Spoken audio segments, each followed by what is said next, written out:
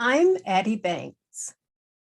One America, the melting pot or a salad bowl if you prefer, but bonded together under allegiance to one flag, one nation, one voice to the world, or not.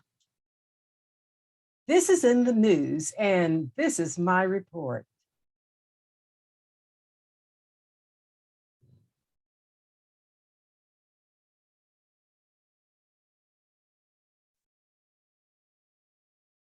This article read, born in the United States and skiing for China, extreme sports rising star Eileen Gu must walk a delicate line in the run-up to the Winter Games. Then I recall that the Biden administration, representing the people of the United States, will boycott the Winter Olympics, citing ongoing genocide. Is that just for some Americans? The Olympics is a glorious time for nationalistic pride displayed when athletes hold up their flag and march into the arena. They are there for their homeland, the people who cheer them on, for the medals they will bring home. It can sometimes bring a tear to the eye seeing pride-filled winners listening to their national anthem. That is, to me, what allegiance means, more than just the competition alone. Introductions at the last Olympics caught my attention. As athletes from around the world were noted, many represented countries that they did not live in. Some were students in those countries, but not citizens there. And some were citizens opting to compete for an ancestral homeland. This did not feel right for me. I grew up pledging allegiance to the flag of America every day in school.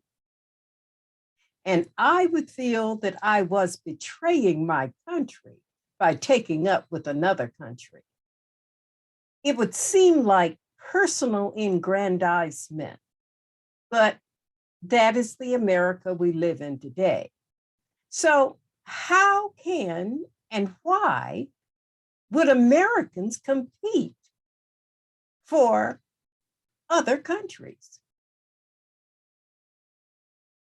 In the article, Why Some American Athletes Can Compete for Other Countries in the Olympics, there is a Rule 41 established by the Olympic Charter that states an athlete with dual citizenship can represent the country they choose. And athletes who gain new citizenship or wish to change their Olympic status can do so if, after 3 years have passed since competing for that country, then they can compete for a different country. In the picture is Milroyd Kavik, who took the silver medal in the men's 100-meter butterfly in 2008. He competed for Serbia despite growing up in the United States. The article notes that Julimar Avila was born and raised in Hyde Park, but swam for Honduras in the Tokyo Olympics. It states that the swimmer from Weston and BU is among a subset of Olympic athletes who compete for a non-native country.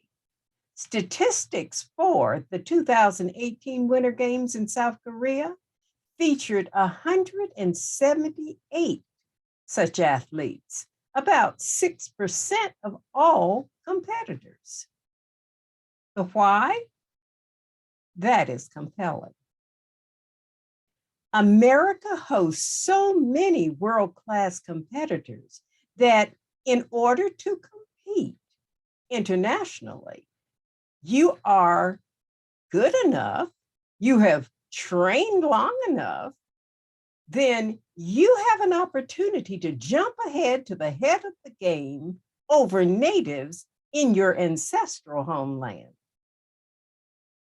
They cited that if you were ranked third, fourth, or even 10th in the world, but two of those swimmers on your team come ahead of you, and they are both Americans, then what is your shot to compete?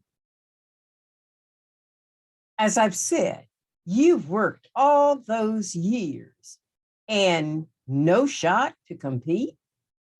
It is less about who you represent and more about being able to compete. This article rounds out with non-native dual citizen athletes that works both ways who compete for the United States. Nigerian-born Hakeem Olajuwon, who helped the 1996 basketball dream team win the gold. And Canadian-born Kenneth Belvin won a silver in ice skating in 2006 after Congress passed a special act signed by President George W. Bush, granting her citizenship before the Olympic Games. But this is not just about athletic competition.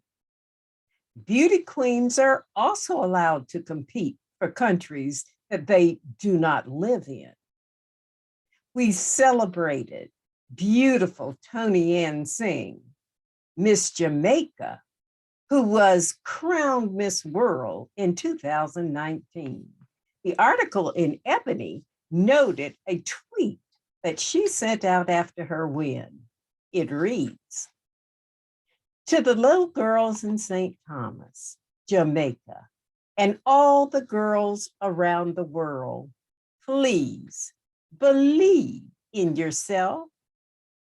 Please know that you are worthy and capable of achieving your dreams. This crown is not mine, but yours. You have a purpose, purpose in all caps." But Singh, whose mother is Afro-Jamaican and father is Indo-Jamaican, was brought to America when she was 9 years old and has lived here ever since. 6 days earlier, Zozibini Tunzi of South Africa was crowned Miss Universe. She was born and raised in South Africa and attended school there. However, as Miss Universe, Tunzi, who lives in New York City, did not return to Africa with the crown, but remained in America.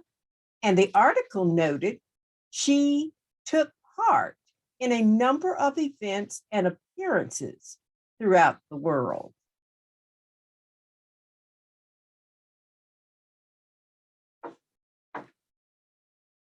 There is a new world order, a global community. We're not contained in one box or one country. But what of allegiances? Where you reside, if not for commitment, then for user purposes? Perhaps America is now kind of a holding place country.